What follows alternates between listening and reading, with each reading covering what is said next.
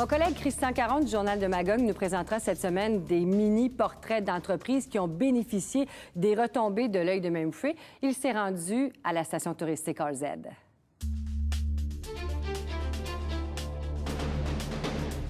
La station d'RZ est d'abord et avant tout reconnue pour son vaste domaine skiable. Le ski constitue sans contredit la principale activité de ce site touristique fondé en 1965 par l'homme d'affaires Fred Corman. La présence d'un terrain de golf de 18 trous, d'une auberge, d'une marina et d'un terrain de tennis sont d'autres atouts non négligeables de la station d'RZ. Mais d'ici peu, RZ aura une nouvelle carte dans son jeu. On commence à aménager des pistes en vue de la création d'un centre de vélo cross-country destiné à toute la famille. Dans un avenir approché, on espère y aménager plus de 50 km de pistes.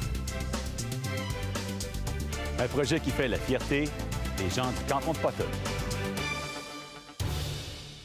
Et en studio, on reçoit M. Pierre Dussault, qui est chargé de projet, directeur de l'école de glisse à RZ. Merci d'être avec nous aujourd'hui, M. Dussault.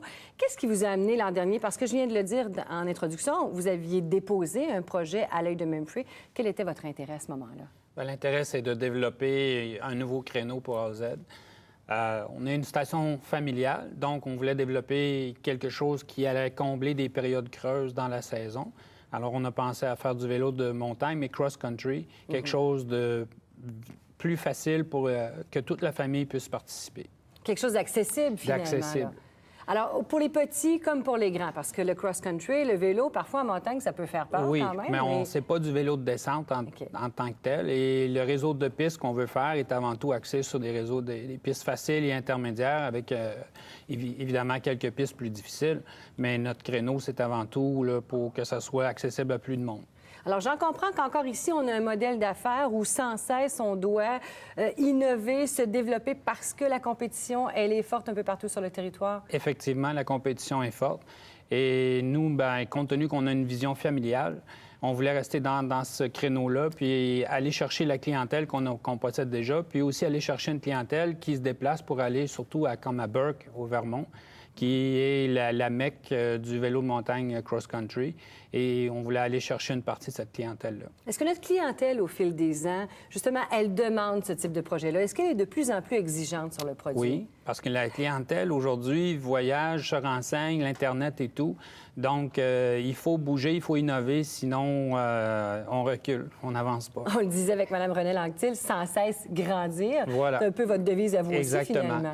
Et comme une station, si on parle du ski et du golf, si on en rajoute d'autres activités, bien, ça fait un complément et ça fait aussi que la station va être plus viable sur 4 saisons au lieu de se fier sur seulement que 2 saisons, parce que le vélo de montagne le cross-country peut se faire au printemps et à l'automne tard. Est-ce qu'il y a des échéanciers de rattacher à ce projet-là? Parce qu'on a déposé le projet l'an dernier dans le cadre de l'œil de Memphrey. Oui. Où on en est rendu aujourd'hui? Bien, on a une première phase qui était cette année. Alors, on a développé peut-être un peu moins de pistes qu'on voulait parce qu'on a eu quand même une période de rodage et d'adaptation et tout, puis on a formé des équipes. Mais on a quand même réussi à faire 5 km. On vise à faire 50. Mais il y a des pistes qui ont déjà été balisées, qui n'ont pas été terminées et on va se remettre dessus au printemps prochain. Est-ce que des emplois, je me permets de vous demander, des emplois ont été créés grâce à ça? De nouveaux emplois peut-être? Il y a quelques nouveaux emplois, mais surtout la consolidation d'emplois existants et des gens qui, au lieu d'être à temps partiel ou saisonniers, bien là, maintenant, ils vont travailler à l'année. Parlez-moi un petit peu de la géographie de la région, parce qu'on est gâtés. Nous, on a adopté les cantons de l'Est.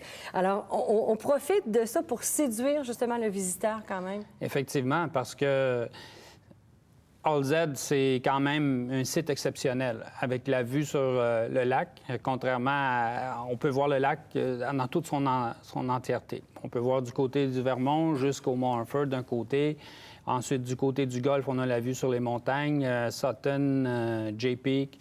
Et les pistes de sentiers de vélo nous permettent de connecter ces points de vue-là. Effectivement, on va avoir des pistes qui vont se rendre vers le panorama dans le coin du lac Manfred-Magog et de l'autre côté jusqu'au golfe pour avoir la vue sur les montagnes environnantes. Cet hiver, on ira faire du ski. L'été prochain, du vélo. Monsieur Dussault, oui, merci infiniment Ça m'a fait plaisir. d'avoir participé à l'émission L'œil de Memphis. Bonne chance dans vos projets de développement, en incitant évidemment d'autres entreprises à faire de même. Merci beaucoup. À vous d'avoir participé.